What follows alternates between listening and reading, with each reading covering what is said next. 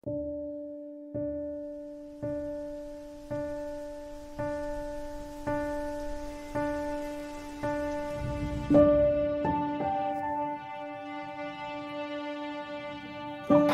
aking iniirang, patawarin mo ko't hindi na nakabalik. Tuluyan ang nalunod sa pag-ibig. Pag-ibig na sa sarili na kabubulag. Mga Ginoo, ikinalulugod kong ipakilala sa inyo at akong aking nasirang kaibigan, si Don Rafael. Siya ay si Juan Crisostomo Ibarra, galing pang Europa. Salud! Salud! Bulag sa pang-aalipos na. Sigurado akong nasa pinakailaliman pa yun ng pinakailaliman. Abot hanggang impyerno! Mga mamamatayang tao!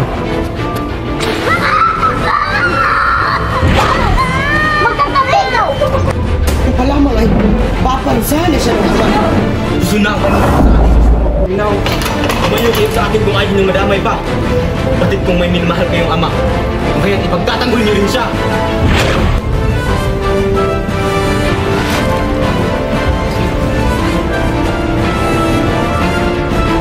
Nabandala ka naman ng ikot mong asawa. Talaga ba?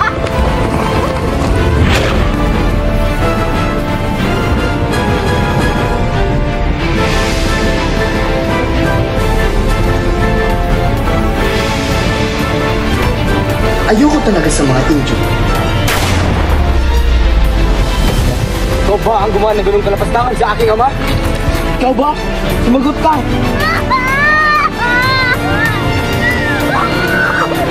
Ano mga kasinungalingan?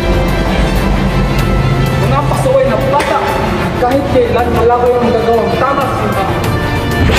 Ang tinitingan ng kasalanan ng pura, ang kawalan ng biyag at nakabalahin kailanman.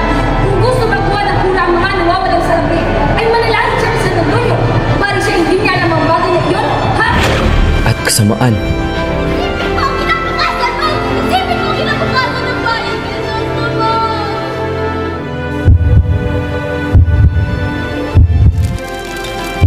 Makakarating mo lang ang pagpapag at lalang. Ang iyong alam mo lang. Walang sino man ang umalipusta sa aking ama. Tungkadit!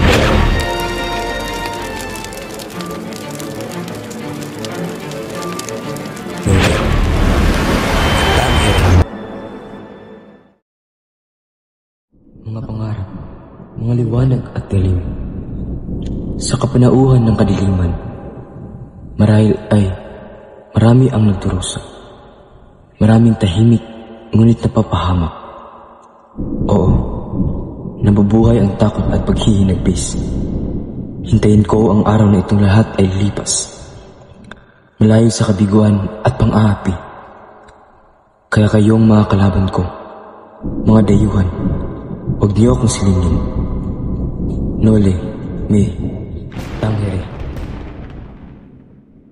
Alamin ninyo ang kwento ng mga taga San Diego. Maraming malungkot, masungit, marami rin nagsasaya. Parang walang problema.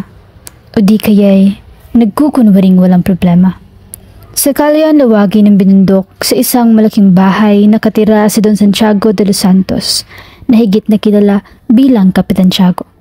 Kilala siya sa buong bayan dahil sa kanyang kayamanan, lalo't higit sa kanyang kabaitan. Isang gabi sa kanyang tahanan. Jesus Maria Joseph, maghintay nga kayo mga bulagsak.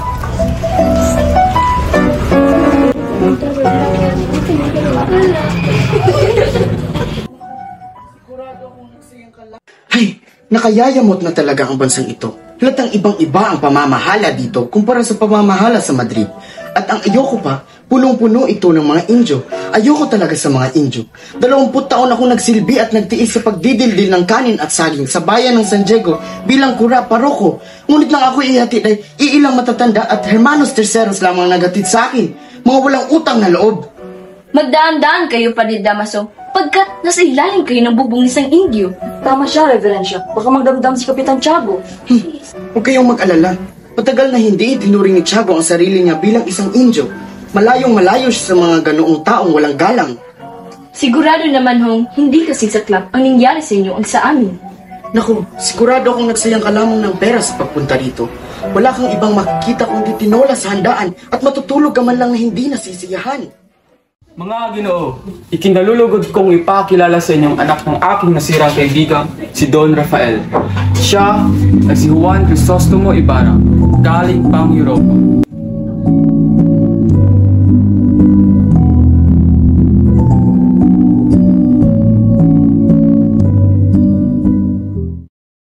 Ikinalulugod ko po kayong lahat na makilala.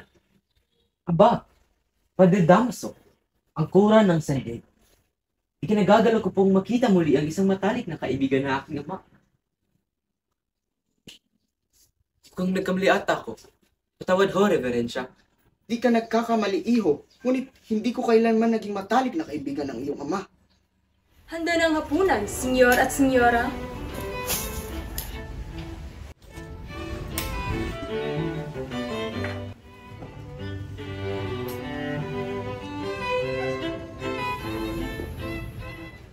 Ilang taon ka nawala sa timbayan, Senyor Ibarra? 7 taon po, Ginoo. Sa iyong 7 taon sa Europa, malamang ay nakalimutan mo na iyong bayan. Ang totoo po niyan ay parang ang aking bansa ang tila nakalimot sa akin. Lagi kong iniisip ang aking bayan kahit na ako'y malayo. Kikeres to see. 1 taon din akong hindi nakabalita sa Pilipinas. Kaya hanggang ngayon ay hindi ko alam ang dahilan ng pagkamatay ng aking ama. Sa mga bansang napuntahan mo, anong pinakamaganda at tumatak sa iyong isipan? Patawarin mo ko, Ginoo. Ngunit, bukod sa ng Espanya ay wala na akong ibang naibigan pa, kundi ang ating bansa. Pagkatapos kasing mapag-aralan ang kultura at kasaysayan ng isang bansa, ay nakalilimutan ko na rin ang alaala sa bansang iyon. Kung gayon ay, isa kang bulag na angal, iho. Bakit ka pa nagsayang ng pera upang makapunta ng Europa kung wala ka man lang nagustuhan? Ang tagal mong ginugol ang iyong oras, wala ka man lang ibang natutunan doon? Senyores, huwag kayong magtaka sa aming dating kura. Ganyan-ganyan din ang pagkitungo sa akin nung bata pa ako. Naku, huwag tanggapin ninyo akong sinserong paumanhin. Senyores, Kapten Tiago, kababalik ko lamang mula Europa, kaya't naway maintindihan nyo na kailangan ko agad na lumisan. Pumunta pa ako ng San Diego sa Makalawa para sa Todos los Santos, kaya't may kailangan akong katagpuin. Hindi ka na ba talagang mapipigilang umalis? Sana'y mahintay mo pang pagdating ng aking bulaklak na si Maria Clara. Alam kong matagal ka na nang hinihintay. Paumanhin na aking tiyo. Ngunit, mahalagang aking katagpuin ngayon. Muchas gracias sa hapunan, Kapitan. Walang anuman, Ibarra. Patnubayan ka ng Diyos yung paglalakbay. Pagkaalis ni Ibarra ay halata sa mukha ni Padre Damaso ang matinding inis tungkol sa buong araw. Kita ninyo ang ugali ng batang iyon? Nakapunta lamang ng Europa. Nagpalalo na. Kitonto! Si Ibarra ay lumalakad na di batid kung saan siya patutungo. Sa mahinang lakad ay narating niya ang liwasan ng binundok. Nagpatuloy siya sa daang sakristiya. Naroon ang mga intsik na nagtitinda ng sorbetes at mga babaeng nagbibili ng punong kahoy. Diyos ko, sa umagang ito'y parang pangarap lamang ang 7 taon ko sa Espanya. Walang iba nagbago rito. Naramdaman niya ang dantay ng isang magaang kamay sa kanyang balikat. Binata, mag-iingat kayo sa mga lihim ninyong kaaway. Ang nangyari sa iyong ama ay dapat maging isang aral sa iyo. Tawad niyo sa wari ko. Kayo mahal sa inyong akil. Ngunit sa aking pagkakabatid ay wala akong kahit ang aking diferensya. Ayaw niyo magmasabi kung ano ang sakit niya? Matay ito sa bilangguan at alam ng lahat. Hanggang sa huling hininga sa iyong ama na si Don Rafael Ibarra. Hindi pa rin ako makapaniwala na mayroon pala nakatagong mga kaaway ang iyong ama. Ngayon ay alam ko na kung bakit nag-aalangan si Kapten Tiago na sabi sa akin yung kaalaman tungkol sa akin. Ngunit, bakit nga ba siya nakulong si Piita? Ano ang naging kasalanan niya? Ang tanging kasalanan niya lamang ay siya ang pinakamayamang tao sa buong San Diego.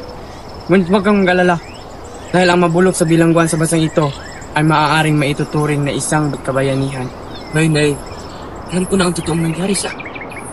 Saling napakalupit ng sinabi. Tawad po.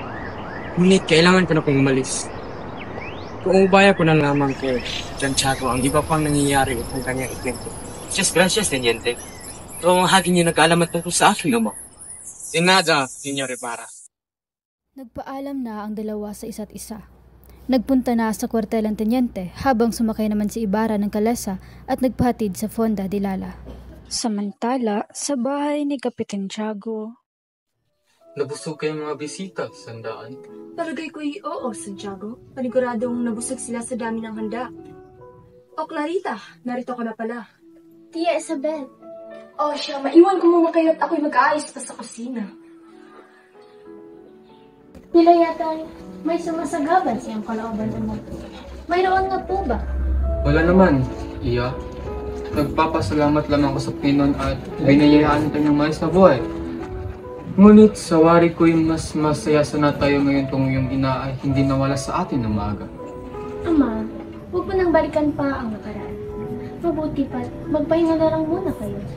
Sigurado'y pagod na kayo mula sa pagtanggap ng mga bisita. Nagpapasalamat talaga ako sa Panginoon at biniyayaan niya ako ng napakabait na anak katulad mo. Habang nahiga si Kapitan Tiago sa kanyang kama, ay naiisip niya ang mga panahong lumipas. Kung buhay lamang talaga, Sophia, ang buhay ko ay paniguradong buong buo. Naalala pa noon ni Kapitan Tiago ang mga larawan ng nakalipas, ang pagsayaw nila ng asawa sa Ubando upang magkaanak na sinunda ng pagiging tatay kay Maria Clara.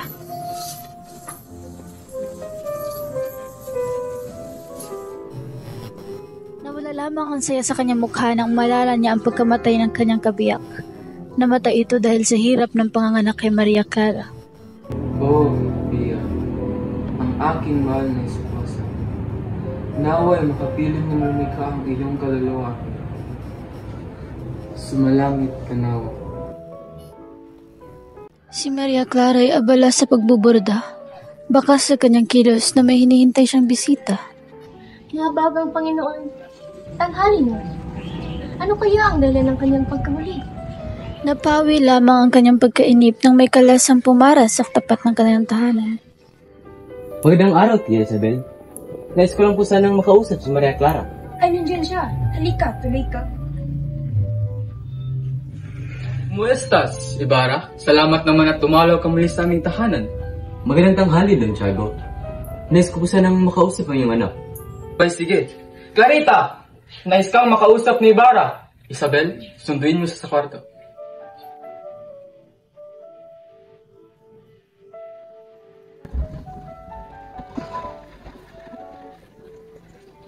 Swerte ko. Ipinagkasundo tayo ng ating mga magulang upang ipapasal. Kung hindi ay, hindi na ako makita ng ibang babaeng katulad mo. Napakatamis na yung dila, Crisostomo. Siguro dahil dyan, maraming kababaihan ang nabiyag mo sa iyong bansang urbe. Isa ng magandang obra ng Diyos sa aking sinisinta. Bakit pa ba ako hanap ng iba? Sinungaling. Hindi ako makapaniwala. Sinisara mo ang iyong mata kapag ikay nakakita ng bilang sa iyo. Ang kagandahan ay nasa panlasa ng tao. Ito ay naroon sa taong sumusuri ng kagandahan. At mula sa aking puso, sinasabi ko sa iyo, ikaw lamang ang aking iniibig. Tawad aking sinta, ngunit kailangan ko nang isahin ng iyong pili. Bukas ay Todos los Santos, kaya may kailangan akong tagpuin na tao upang tulungan akong bukas. Naintindihan ko, Ibarra. Naway makapaglakbay ka ng ligtas at matirasa.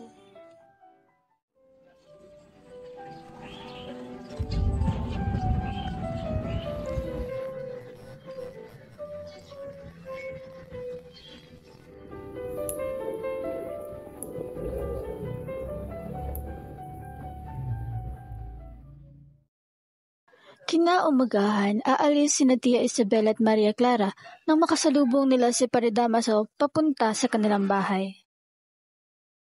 Magandang umaga po, Reverensya. Gandang umaga rin, Maria Clara. Isabel, mukhang may papatunguhan kayo. Saan ang inyong tungo? Pupunta lamang kami ng Beaterio, Padre.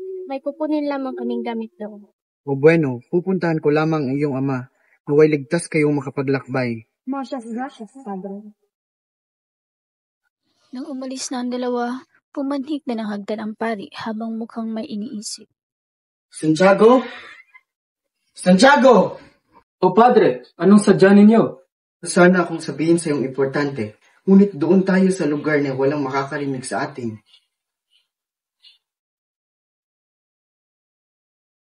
Ang mga sinabi ko sa iyo, Santiago, iniisip ko lamang ang iyong kapakanan. Naintindihan ko ho, Padre. Masusunod ang iyong kahilingan.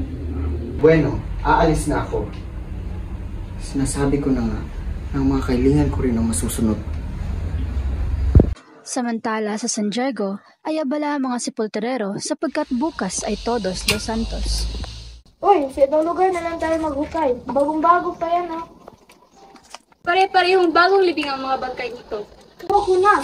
May mga dugo pa ang mga buto at ang buhok. Sus, napakamasalan mo naman. Kung ikaw pa ang naghukay ng ginawa ko, isang bangkay na 20 araw pa lang inilibing. Madilim ang gabi noon. At umuulan pa. At nawalan pa ako ng ilawan. Nagkakakilabot naman ang mga sinasabi mo. Natanggal ang mga pako sa taul, kaya lumabas ang kalahating katawan ng bangkay. Isipin mo, saksakan ng baho ang bangkay at ibinuhat ko pa ito sa gitna ng malakas na ulan. Bakit mo ginawa iyon? Bakit naminukay ang bangkay? Sino ang nag-utos sa iyo? Sino pa ba? Kundi ang kurang malaki. Ginawa mo sa bangkay? Para ka namang guardian, sige kong magtanong.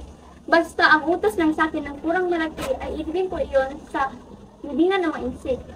Ngunit hindi ko iyan magawa dahil napakalakas ng ulan. Ayoko nang maghukay. Natamaan ko yung bungo. Nabiyak. Paniguradong hindi ako makakatulog mamayang gabi.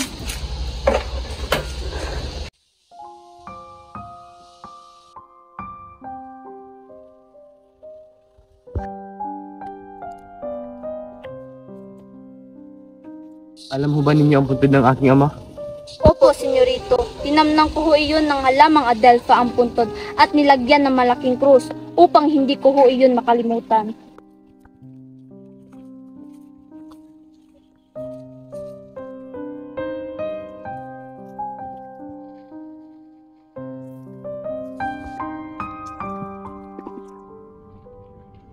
Makalipas ang ilang oras, ngunit hindi pa rin nila makita ang puntod.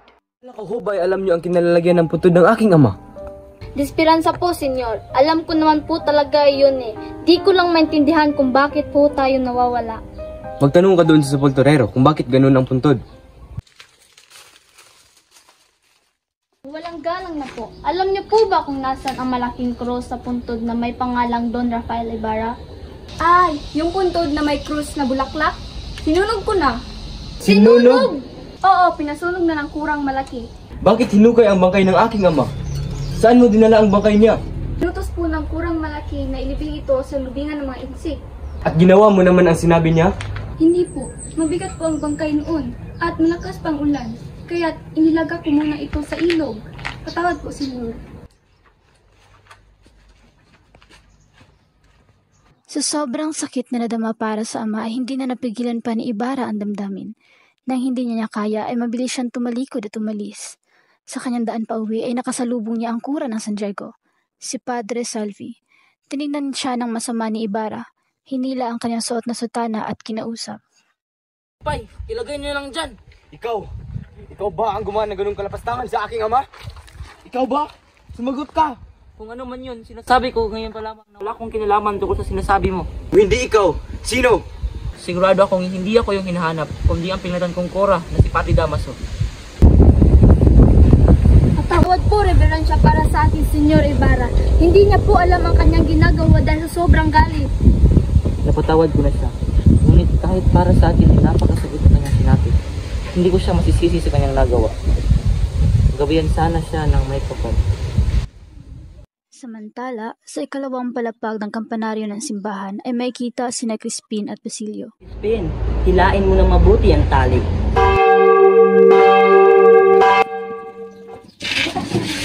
Pahinga naman tayo, kaka. Pwede, papagalitan tayo ng sakistan na yan eh. Nga pala, ilan lang susundin mo ngayong buwan? 2 reyalis na lamang, Crispin. Bayaran mo lang kaya yung sinasabi nila na ninakaw ko na dito sa simbahan. Sige na, pero hindi na sila magulat makauwi na ako. Crispin, 2 multa na inabot sa Tristan Mayor at sinasabi nila ninakaw mo yung 2 unsa ng ginto. 32 reyalis iyon. Kumbaga, 32 kamay. Hindi tatapat ang sweldo ko doon. Natatakot kasi ako eh. Napagsama ng Cora, lalo na ang Sagristan Mayor. Kang magsalita ng ganyan, Crispin. At dumating ang itinuturing nilang berdugo ng simbahan, ang Sagristan Mayor. Mga pasaway na bata! Kahit kailan wala kayong magagawang tama sa simbahan. Ikaw, Basilio, magmulta ka ng 2 reyalis sa hindi magandang tulog ng kampana at hindi ka uuwi ng alas 8 kundi alas 10 ng gabi. Ngunit, uhulingin ako Guardia Civil. Akong pakialam. Sasagot ka pa? At ikaw, Crispin, hindi ka uuwi hanggat hindi mo nilalabas ang dalakonsang gintong ninakaw mo. Mga wala kayong galang, pati simbahan pinagdanakawan ninyo. Ito naman po yan ninakaw eh. Wala po akong ninakaw na kahit ano. Sasagot ka pa? Ha? Ha? Ayaw po. Huwag mo ako bigyan. Kaka, huwag mo ako bigyan. Wala nang nagawa pa si Basilio para sa kapatid. Tangi mga hambalos, impit na sigaw at daing na lamang ang kanyang narinig. Pagkatapos noon ay nakabibinging katahimikan. Pagdating na 10:00 ng gabi ay nakapinid na ang buong simbahan. Kaya't kinalag niya ang tali ng batingaw upang makagdaos-dos siya mula sa bintana ng kampanaryo. Sa labas ng bayan ay makikita ang maliit na dampa ni Narcisa, ang ina ni Basilio at Crispin. Masaya siyang nagluluto ng tuyong tawilis, tapang baboy ramo at isang hita ng patong bundok na nahingi niya kay Pilop sa potasyo. Nagsaing din siya ng maputing kanin at namitas ng kamatis sa kanyang bakuran upang gawing sausawan. Ako, siguradong magugustuhan ko ni Crispin at Basilio. Habang naghahanda si Sisa, ay siya namang pagdating ng kanyang asawa, si Pedro.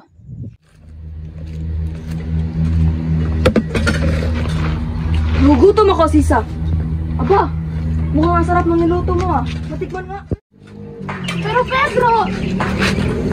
Bago pa matapos ni Sisa ang sinasabi ay nakainan ng kanyang sugapang asawa ang ulam. Wala na lamang siyang magawa kundi ang pigilan ang luha. Halis na ako. Mo lang ba hintay ang pagdating ng anak mo? Alam ko si Zelda si Basilio ngayon. Ganun ba? Patabi mo na lang ako ng sa Hariales. Sige na at baka muli ang suportada na tinali ko. Wala nang nagawa pa si Sisa. Sobra ang kalungkutan niya kaya't pinasaya na lamang niya ang sarili sa pagkanta. Nagluto na lamang siya ng natirang 3 pang tawilis at tiniis ang kanyang gutom dahil alam niyang hindi nakakasya pa ang ulam sa 3 katao. Nagulat na lamang siya dahil sa sumunod na nangyari. Dumating si Basilio na humahangos. Inang! Ma Yusef, ano nangyari sa'yo, Basilio? Huwag po kayo mag-alala, inay. Naiwan ko po si Crispin sa kumbento. Naiwan! At siya ba'y buhay? Opo, inay. Ay, salamat naman at buhay siya. At bakit kataguan? Ako naman, na paano ka? Ako po'y tumakas sa kumbento. Ngayon lamang ako pinayagan ng sakistan mayon na umuwi dahil hindi daw ako makakauwi kung hindi mag-aalas 10 ng gabi. Bawal na po maglakad ng alas 9 kaya't nung nakasalubong ko ang mga Guardia Civil sa bayan ay sinigawan nila ko ng game drive ay nagtatakbo po ako. Pinaputukan po nila ako at isang daplis ang dumaplis sa aking noo. Walang hiya talaga ang mga Guardia Civil. Sadyang wala silang mga puso. Halika't gamutin natin ang iyong sugat.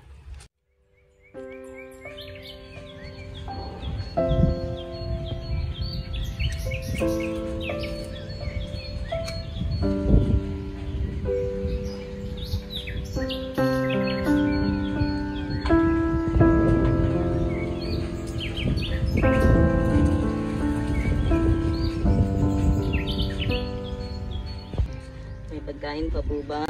Nagugutom na kasi ako. Pasensyahan mo na at ngunit tawilis lamang ang natira sa inyo. Naghanda ako ng masarap na ulam, ngunit inuwas naman ito ninyong ama. Pagpasensyahan mo na lang din siya. Hindi ba kayo sinaktan? Huwag kang mag-alala at hindi naman ako ginawa ng masama. At bakit daw hindi makakauwi si Crispin? Pustahan po siya ng sakistan mayor dahil nagnakaw daw siya ng 2 unsa ng ginto. Hindi naman talaga siya ang nagnakaw, ngunit hindi daw siya pauwiin hanggat hindi daw niya iyon binabalik. Mahabaging Panginoon, kawawa naman ang aking bunso. At hindi naman ganun tao ang anak ko.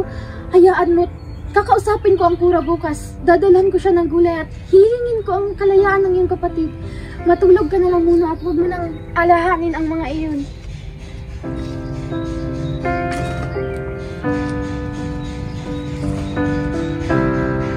Saglit pa lamang nakaidlip ay nanaginip si Basilio tungkol sa kapatid. Crispin! Diyos ko anak, anong nangyari sa'yo? May problema ba? Ay, ayoko na pong maging sakistan. Sunduin niyo na po si Crispin bukas sa kumbento at kunin ang aking huling sahod.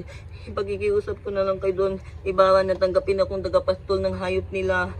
Paaralin niyo po si Crispin kay Peloso Potasio. Mabait naman si Don Crisostomo. Baka pa po bigyan niya po ako ng gatas na gustong gusto ni Crispin. Laki na ako po yung magsasaka. Hindi pa po ba mainam yun, inay? Payagan niyo na ho ako. Oo anak, sige na, tumahan ka na. Ayoko na po maging sakistan. Kinaumagahan ay maagang namita si Sisa ng mga pinakahinog at pinakaberdeng gulay sa kanyang gulayan. Inilagay niya ito sa isang bakol at saka umalis upang pumunta sa simbahan at kausapin ang kura. Magandang araw po! Sino po kayo? Ako po si Sisa, ang ina ng sakristan na si Crispin. May dala ko akong gulay para sa kura. Maaari ko bang makausap ang kura? Hindi maaari. May sakit ang kura. Ngayon ay, kahit makausap ko lamang ang anak ni si Crispin, huwag ka nang magkaila. Alam ng lahat na si Crispin ay nasa inyo na. Si Basilio ang nasa bahay, ngunit si Crispin ay naiwan dito. Ibig ko sana siyang makita. Naiwan nga! Ngunit tumakas din dahil sa dami ng ninakaw. Baka nga hinahanap na siya ng mga gwardiya sibil sa inyo eh. Alam mo, napakabuti mong asawa. Ngunit masasama naman ang mga anak mo tulad ng kanilang ama. Lalo na yung maliit. Nako! Baka higitan pa niya ang kanyang ama. Hindi po, naiwan nga po dito si Crispin. Tumayo ka nga dyan! Tulungan niyo po ako, hindi pa po siya umuwi. Tumayo ka nga! Hindi. Umalis ka nga dyan! Nakakahiya ka dito sa simbahan! Alis!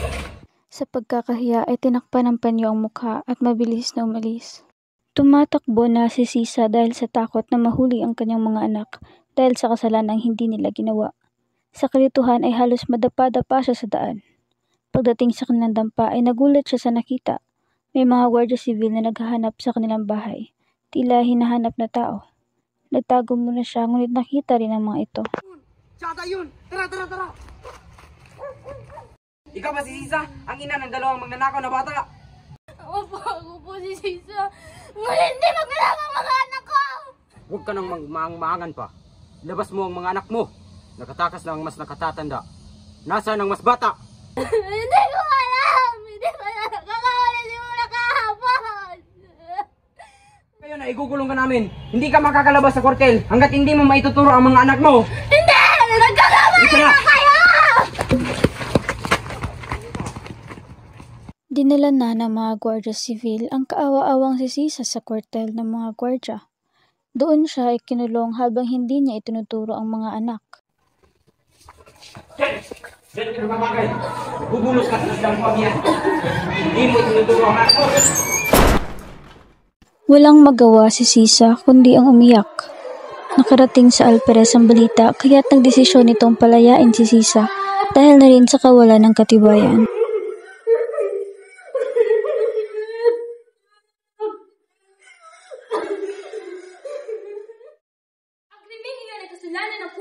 Pagkawalan ng biyag at huwag nakabalahin kailanman. Kung gusto makuha ng kura ang mga nawawalang salapi, ay manalangin siya sa San Antonio. Para siya hindi niya alam ang bagay na iyon, ha?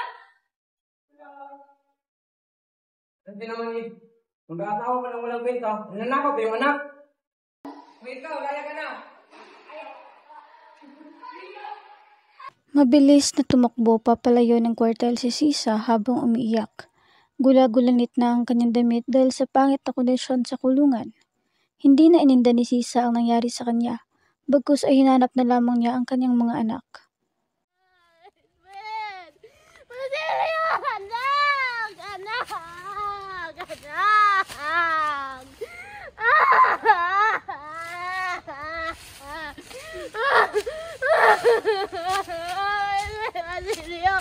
Anak ko! Nandito na ang nanay!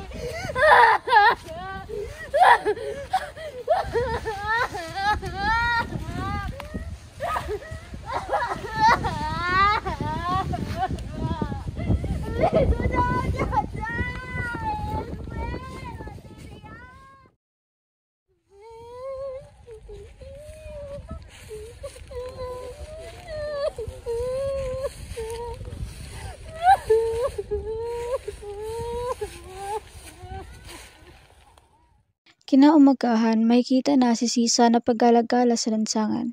Kinakausap ang lahat ng lalang ng kalikasan.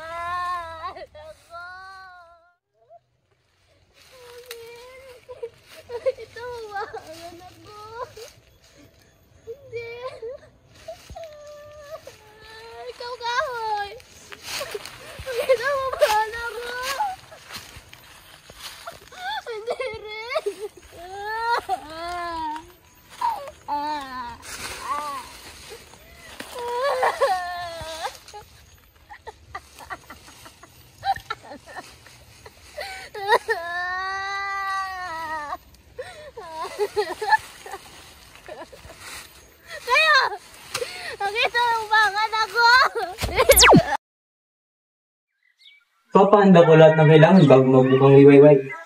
Ayokong kasama ang ulo. Porke? Pag-iwari ko binabantayan niya ang aking kinis ko. Nagtakot ako sa kanyang mga tiling. Kinikilabutan ako sa kanyang tingin. Nawaring napakaiwaga. Madalas ay hindi ko nanawa ng kanyang mga sinasabi. Maging sinasanang at andeng ay nakababalita ang hindi daw kung masyado kumakain ng kura. At tila pinababayaan ang pinyansa. Ngunit, hindi maaaring natin siya kumbidahin. Lalo't, may kaugalan tayo dito. At isa pa, kariya na siya. Malamig ang hangin nila sa labas. Baka kayo magkasikip. Hindi ba kayo natatakot magkasakit o magkasipon? Maganda ang tanghali, Padre. Napakasarap lumanghap ng sariwang hangin. Isang kasiyahan sa bukid ang inihanda namin ng aking mga magkaibigan. Maaari po ba kayong dumalo? At saan naman magaganap ang kasiyahan ito? Sa may batis po ng gubat idaraos. Malapit sa puno ng baylete. Yan po kasi ang napiling lugar ng mga dalaga. Para patunayan na ako'y walang sama ng loob sa'yo dahil sa nangyari, malagot kong tinatanggap ang iyong panyaya. Maria Clara, alis na ako. Magkita na lang tayo bukas. Padre Salvi, maunan po ako sa inyo.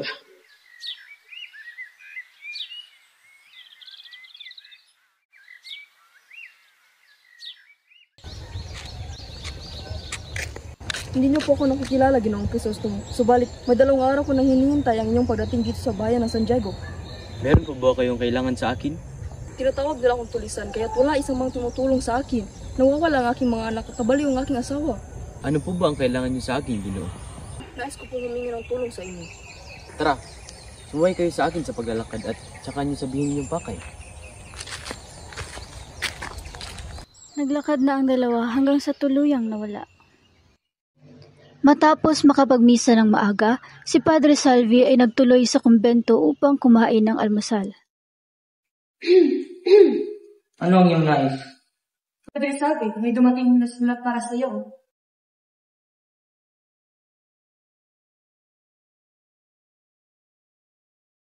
Bueno, ihanda ko ang karwahe.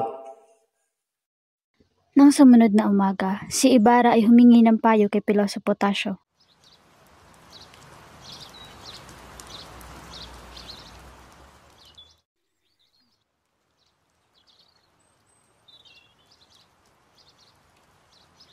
Nariyan ka pala, Ginoo. Abala ko po ata kayo. May ipaglilingkod ba ako sa iyo, Ginoo? Pinais lang po akong isang duli sa inyo. Bakit po ba kayo nagsusulat ng isang hieroglifiko? Dahil hindi ako sumusulat para sa aking panahon, kundi nagsusulat ako para sa hinaharap. Anong wika po kayo sumusulat? Sa sariling wika natin na Tagalog. Maaari po bang gamitin ng hieroglifiko bilang wikang Tagalog? Maaari. Higit na mabuti gamitin ang alpabetikong Tagalog kaysa wikang Latin. Nais ko po sanang humingi ng payo sa inyo. Ganyan ang ginawa ng aking ama nung siya'y nabubuhay pa. Nais ko po sanang magpatayo ng paaralan at bilang pag-aalala na rin ito sa aking kasintahan. Pinangarap ko rin yan. Pangarap ng isang baliw. At iisipin din ng mga tao na isa kang baliw dahil humingi ka ng payo sa pinagkamali nilang baliw. Naniniwala ako na mangyayari ang aking plano na walang sagabal. Matutuloy ang inyong plano kung kayo magpagtulungan sa mga taong sinasabi ko. Totoong makapangyarihan ang kura. Subalit, hindi ako lubusang naniniwala sa mapang-abusong lakas at kapangyarihan. Ang taong bayan ay maniniwala sa katuwiran at pamahalang may mabuting hangarin. Ang pamahalaan ay walang ibang pinakikinggan kundi ang mga kura lamang. Parang isang pagmamalabis sa inyong pahayag. Sa katunayan ay wala pang bayang dumaraos. Pipi ang bayan, kaya hindi dumarain. Ngunit, hindi magtatagal, darating din ang panahon na iyon. Nauunawaan ko yung ibig na sabihin. Subalit, nais kong malaman nyo na ang utos na galing sa itaas ay hindi pinatutupad pagdating sa ibaba. Ang nanunungkulan ay mapang-abuso. Sapagkat ang iyong lupang tinatapakan ay nasa kapangyarihan ng mga taong nagpapahalik sa kamay. Nagpapahalik ng kamay? Nakalimutan po ba ninyong sila ang may kagawa ng pagkamatay ng aking ama? Hindi ko nais ipaghintay ang aking ama. Subalit, alang-alang sa kapakanan ng relihiyon. Hay iho, huwag muna ninyong gawin ang inyong plano kung hindi niyo pa lubusang natanggap ang nangyari sa inyong ama. Matutulungan kayo nala ako at paniwala ang paaralang aking ipatatayo ang maging tulay upang lumaya sa kamangmangan ang bayang ito. Nabigo man kayo. Nakakatuwang ginawa ninyo ang nararapat ninyong gawin. Naniniwala na ako sa inyong sinasabi. Ngayon din ay pupuntahan ko ang kura. At sana'y hindi siya katulad ni Padre Damaso. Maraming salamat po, Ginoo. At ako'y papatungo na.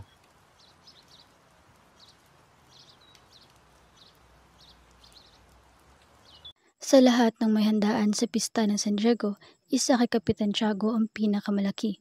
Sinadya niya ito dahil kay Maria Clara at Ibarra. Aking minamahal na anak, ako'y may pasalubong para sa iyo.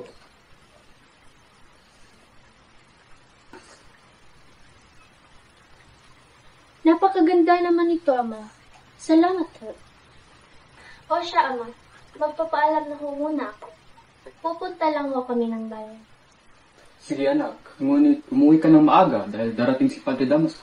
Ibarra, doon ka na rin maghapunan. Salamat po sa invitasyon. Ngunit, meron pa po akong hinahintay na kasiyahan. Muna na po kami.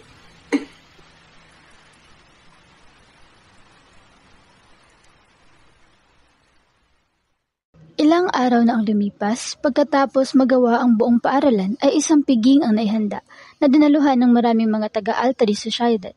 Nag-uusap ang alkalde at si Ibarra. Puro papuri ang ipinukol ng alkalde sa kausap habang sumimangot at nagpasaring sa kanya si Padre Damaso. Senyor Ibarra, batid ko'y gaganap ang kanyang kataas-taasang general dahil sa pinapagawa mong eskwelahan.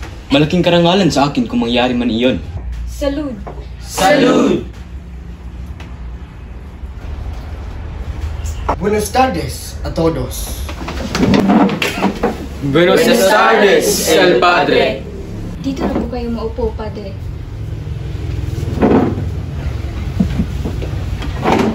Gracias. Bakit hindi ninyo ipagpatuloy ang inyong pag-uusap? Nabanggit lamang ni Crisostomo Ibarra ang kanyang arkitekto. Aba, napakahusay na arkitekto. Isang eksperto. Eksperto?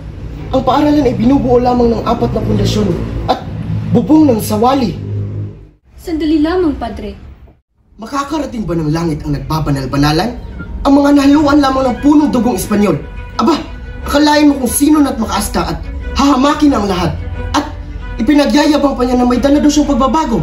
Sigurado akong nasa pinakailaliman pa yun ng pinakailaliman. Abot hanggang impyerno. Ngayon pa lamang ay paparusahan na siya ng ama. Gusto na ang paninreyo sa akin. Gusto mo, huminaw ka. Tumayo kayo sa akin kung ayaw niyong madamay pa. Patid kung may minamahal kayong ama. Kung kaya't ipagtatanggol niyo rin siya. Walang sino man ang umalipusta sa aking ama. Itong padre to ang pinaka-inius-iwasan ko. Isang padring walang galang at walang utang na loob. Isa siyang demonyong nagbanal-banalan. Sigurong dapat na siyang mamatay. Magdasal ka na sa maraming santo, Padre. Makikita natin kung dugo o lusak ang tumutulo. Crisostomo! Para ka, Maria Clara! Para sa amin! Maawa ka! Ibaba mo ang kutsilyo! Maawa ka sa kanya, Crisostomo! Crisostomo! Isipin mo ang kinabukasan mo! Isipin mo ang kinabukasan ng bayan, Crisostomo!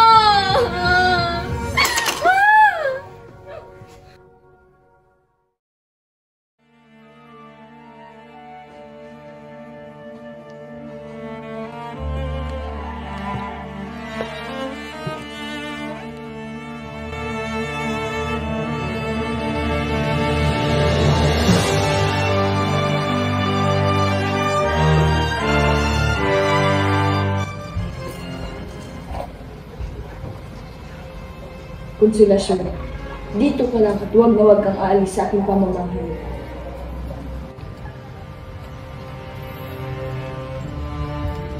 Wala ka talagang magandang dulot sa akin, kundi ang problema mo sa pananamit at yung amoy mong katulad ng mga kalabuyan ng mga lipin. Tunay na kahiyan! Baka nakakalimutan mo. Asawa mo ako. Ako ang pinili mo. Baka naman di mo lang matanggap na mas maganda ako kay Maria Clara.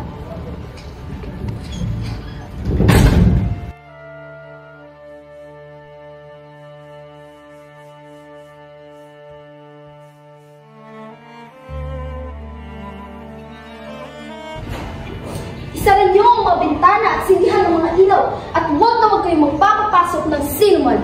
Si, Senyora!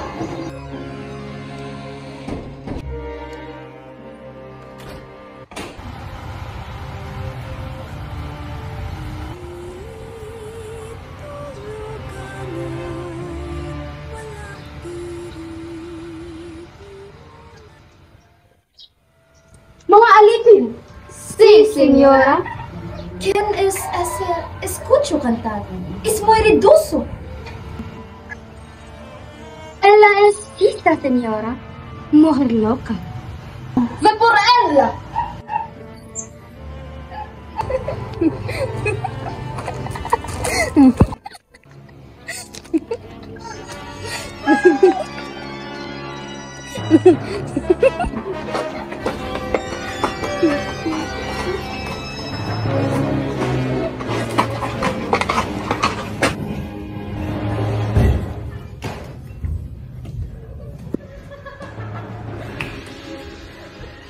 Vamos, magkantar ikaw! Kantar! Kantar! Kantar! Kantar! Kantar! Ito, Espanyol Tagalog. Ang sabi ng Donya, kumanta ka!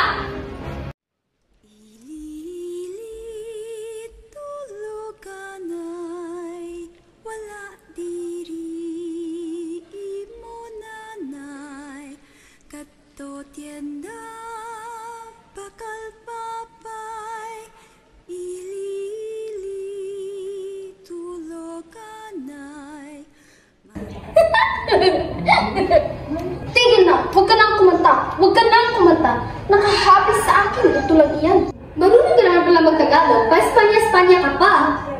Aba malamang, nakatira ako sa Filipinas. Filipinas. Filipinas. Filipinas. At ano nakakatuwa? Filipinas kaya yun. Filipinas. Mangmang. Ikaw ang mangmang. Pilipinas kaya yun.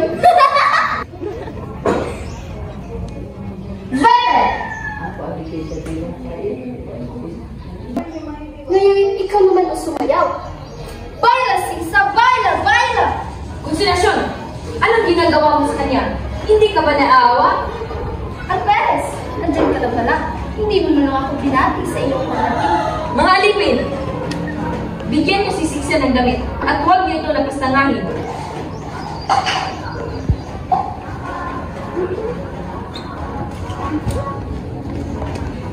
Halika na! Di ba pinagsabihan na kita? Naglalakad ang mag-asawang Di Espadaña sa lansangan sa katanghaliang tapat. Tumitingin-tingin sila sa mga bahay ng mga Indio, habang panay pantas at panlilibak ang maririnig sa bibig ni Doña Victorina. Ang papangit ng mga bahay, talagang isang Indio lamang ang maaaring tumira. At aba, mga walang paggalang, hindi ba lang nagbigay pugay sa mga katulad natin? Mahalika, hindi ka takatakang puro pangutya ang marinig mo sa mga prides ng sa kanila. O kayong mga hampas lupang Indio, bakit hindi kayo nagbibigay galang sa akin? Ako ba'y hindi ninyo nakikilala? Yan, ito lang yun. Doña Victorina de la Estrella Di Espadaña. Tignan niyo naman ang mga kolonel sa akin. Ang magagara at mahaba kong kasuotan na tila ba ay para lamang sa isang mistisa. Bata pa lamang ako, marami na ang namamangha at nangliligaw sa akin. Ngunit, itinakwil ko silang lahat. Bakit ako magpapakasal? Magpapakasal sa isang Indio? Hindi maaari. Kaya, ay asawa na ako ng isang doktor na si Don Tiburcio. At hindi lang yun nakamit ko rin ang pinakamimithi kong alta syudad. Hindi lang ako maganda, sosyal pa.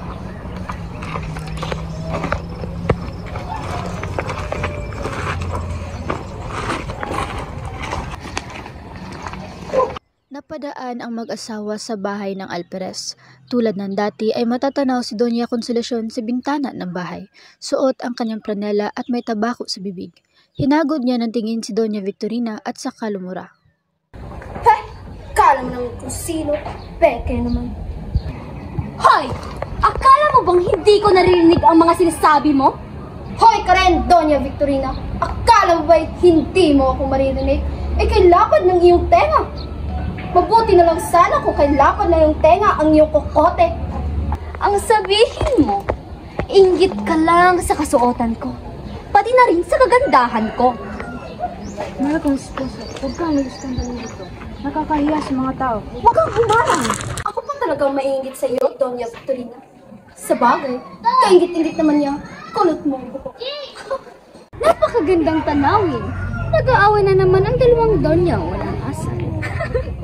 Ano naman kayang kahinatan niya? Sabihin ko sa iyo, Doña Alpereza, hindi ako isang probinsyanang katulad. Dahil sa sobrang sopistikada kong tao, walang nakakapasok na Alperez sa aming bahay, kundi naghihintay lamang sa aming pinto. Aba, Excelentísima Senyora Pupot, hindi nga nakapasok ang mga Alperez, kundi ang pilakyot na tulad ng iyong asawa. Abay, ginagalit mo talaga ako ah! Bumaba ka rito, walang galang! Gusto mo ng gulo? Pagbibigyan kita, Senyora Grosera. Labandera ka lang naman ang pikot mong asawa. Talaga ba? Nagsabunutan ang dalawa na labis na ikinituwa ng mga kanina pang nanonood. May mauulunigan pang nagpupustahan kung sino ang unang titimbang, hanggang sa dumating ang Alperez. Jesus Mar Joseph Consolacion! Ano na namang kaguluhan ito? Magtigil ka nga at nakakahiya sa mga tao! Bilhan mo yan ng lisanting damit ang asawa mo, at kung wala kayong pera, magnakaw kayo sa taong bayan. May sundalo naman kayo ah! Kayong bumili ng asal, mga walang modo, naturingan ngang mayaman, ngunit sayad naman sa lupa ang ugali. Magtigil ka, Alperez. Kung makaalipusta ka sa amin ay para kay ganda ng iyong moral. Napadaan si Padre Salvi sa kalye ng bahay ng Alperez at nakita ang namuong komisyon. Jesus Mar Joseph, magsitigil kayo sa ngalan ng Panginoon. Para kayong mga hayop, edukado naman kayong mga tao. Nakakayang isipin na kahit kayong mga taga-alta de syudad ay tumutulad sa mga Indio. Hala, pagsisisihan ninyo ang inyong makasalanan at sisiguro din yung magkupisal kayo. Entiendes? Kayo mga nanonood, magsiuwi na kayo. Nandito na kayo at hindi nyo pa inawat. Ang mga presensya ng B3 ay nangangahulog ang may patay na hayop dito. At naghihintay na lamang ito upang pagpistahan ang bangkay. Bakit ba ang raming mga B3 dito? Sundan natin ang mga B3.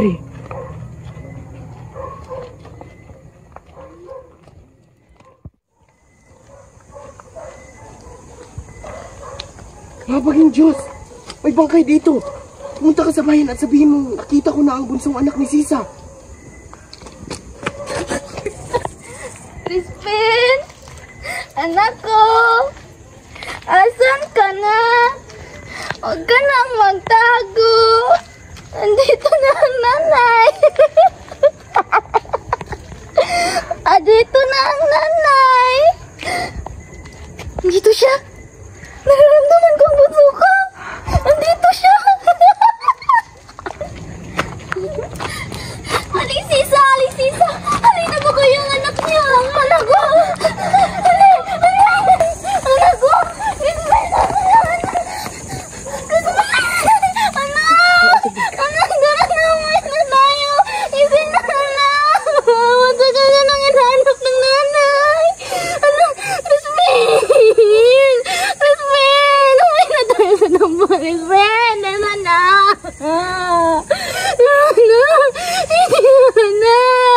Anak! Anak!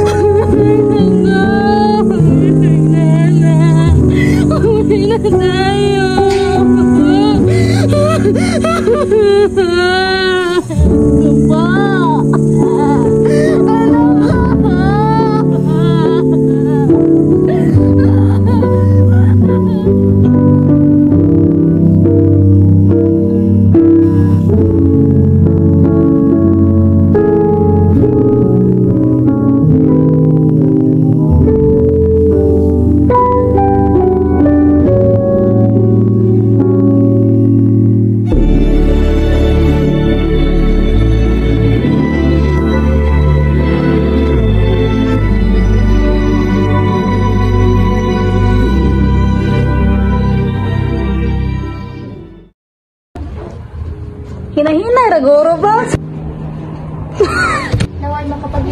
lang. Go. Go. Mabukay ko, oy. Gusto mo na, oy. Go. Magdaan-daan kayo pa rin maso. Magdaan-daan kayo pa rin. Lord, Go.